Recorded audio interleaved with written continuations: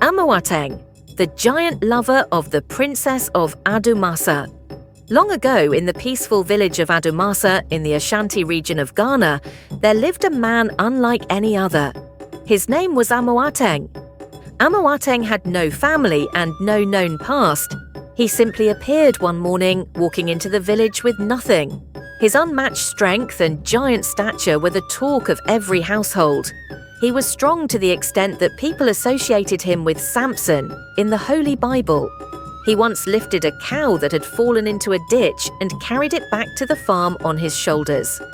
Another time, during a storm, the village grain store collapsed, and Amoateng held up the entire roof by himself while others rescued the bags.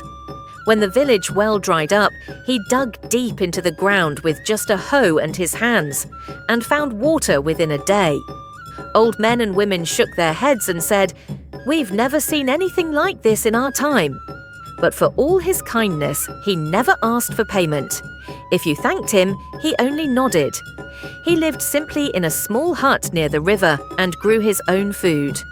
Now, Princess Akonobea, daughter of the great King Nana Kese II, had heard the stories. One day, out of curiosity, she went to see Amoateng for herself. He had on his shoulder large logs. The princess hid behind a tree and watched, then giggled when she saw the 3 large logs on one shoulder like they were firewood. The next day she came back. This time she came closer to Amoateng. "Can you break this stone in half?" she asked, smiling. Amoateng looked at the large stone and nodded. He pressed it with his hands and, crack, it broke cleanly in 2. Akonobea laughed and clapped like a child. She began visiting often, always pretending it was for something else, but really, she wanted to see what amazing thing Amoateng would do next. Once she asked playfully, "Can you lift me up with one hand?" He did, and spun around slowly, making her laugh so much she nearly fell off. Through these visits, the two grew close. She saw more than his strength. She saw his gentle eyes, his soft way of speaking, and how he always helped others before himself. They talked under trees and by the river. She told him stories of the palace. He told her dreams of planting more trees around the village. Their friendship became love, but they kept it secret.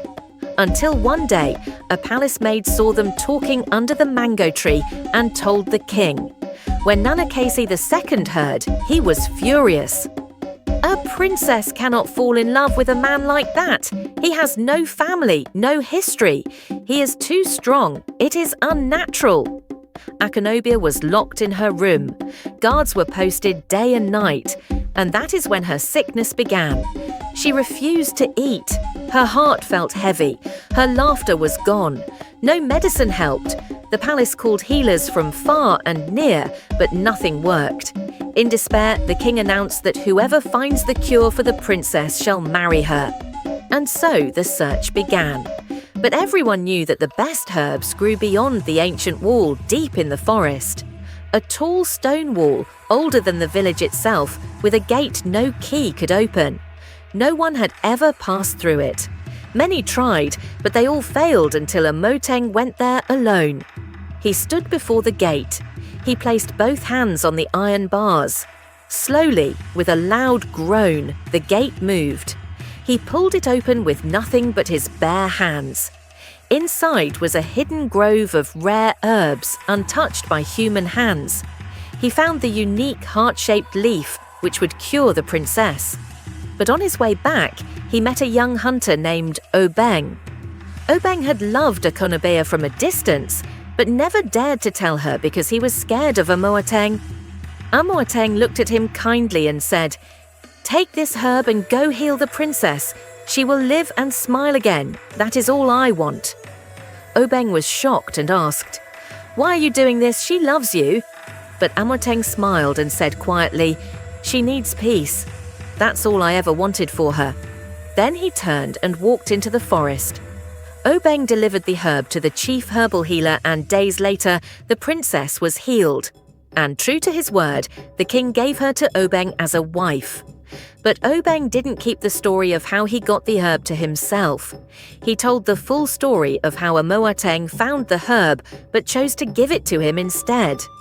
The village grew quiet.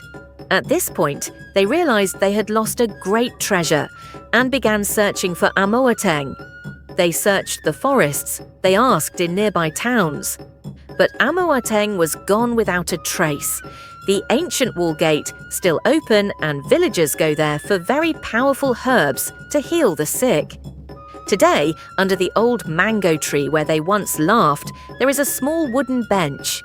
Lovers sit there, and children listen to the story of the gentle giant who gave away everything, even love, just to make someone smile again.